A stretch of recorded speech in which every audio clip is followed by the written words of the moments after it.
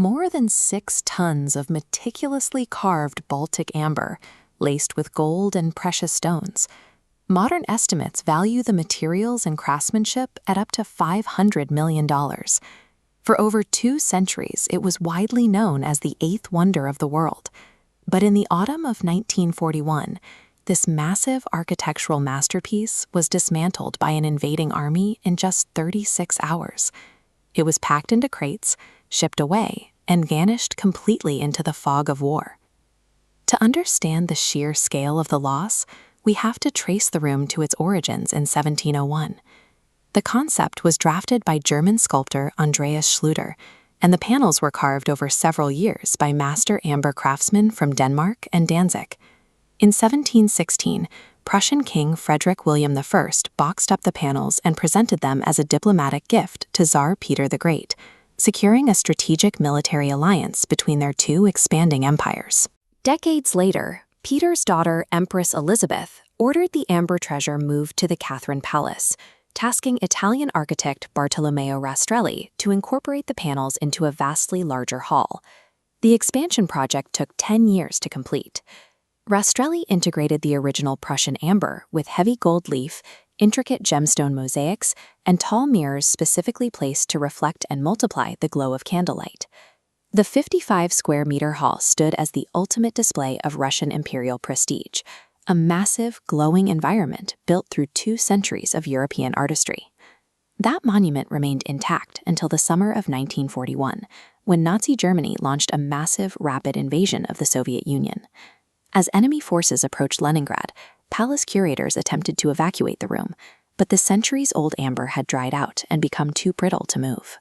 In a desperate final measure, they tried to hide the masterpiece by pasting sheets of mundane wallpaper directly over the panels. The camouflage failed. Under the supervision of 2 art experts, German soldiers from Army Group North tore down the entire installation in just 36 hours. By October 1941, the looted panels were shipped by train out of Russian territory and deep into East Prussia. The crates arrived at Königsberg Castle, where the panels were quickly reassembled and exhibited to the public as a reclaimed German prize. The installation at Königsberg Castle served a specific political purpose, displaying the Russian treasure as a reclaimed symbol of German cultural superiority. 3 years later, the front lines collapsed. By early 1945, Allied forces were closing in on East Prussia, and the local German civilian commander abandoned his post, leaving the city defenseless. Königsberg was subjected to massive Royal Air Force firebombing, followed by weeks of heavy artillery shelling from the advancing Red Army. Before the siege began, the amber room had been disassembled and packed into crates in the castle's basement. After the final occupation in April 1945, the paper trail completely stops. Intrigued? In the decades that followed, multiple survival theories emerged. Several eyewitnesses claimed they saw the crates being loaded onto a massive German evacuation ship called the Wilhelm Gustloff. On January 30, 1945, a Soviet submarine torpedoed that ship, potentially sending the amber treasure to the bottom of the Baltic Sea.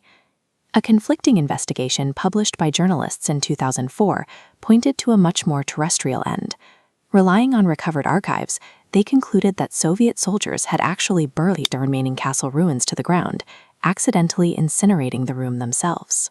The journalists suggested that Soviet authorities covered up this friendly fire destruction for Cold War propaganda, a claim that modern Russian historians vehemently reject. The lack of a physical ending, whether sunk in the Baltic or burned in a castle basement, lifted the room out of the historical record and into the realm of modern folklore. Any realistic hope of excavating the castle grounds ended in 1968, when Soviet leader Leonid Brezhnev ordered the remaining ruins in Königsberg to be completely demolished. Instead of searching for ghosts, the Soviet government made a different decision in 1979. They would simply build a perfect, full-scale replica of the room back at the Catherine Palace. The immediate problem was that large-scale amber carving was essentially a lost art form. A dedicated team of 40 Russian and German craftsmen had to teach themselves the necessary techniques entirely from scratch. Relying almost exclusively on original architectural drawings and old black-and-white photographs, The team had to meticulously identify, source, and carve 350 distinct shades of raw Baltic amber to match the lost panels. During this grueling process, a single piece of the original installation briefly surfaced. In 1997, an Italian stone mosaic that once decorated the room was discovered in Germany, recovered by Russian authorities, and placed directly into the reconstruction. The enormous cost of the project routinely stalled the carving process until a $3.5 million donation from a German energy company provided the financial push needed to finish the work. 24 years after the reconstruction mandate began, the new Amber Room was inaugurated in 2003, with Russian and German leaders standing together to mark St. Petersburg's 300th anniversary. The original wooden crates packed in 1944 are likely gone forever. But the 6 tons of glowing amber now standing in the Catherine Palace prove human craftsmanship can outlast the wars that try to erase it.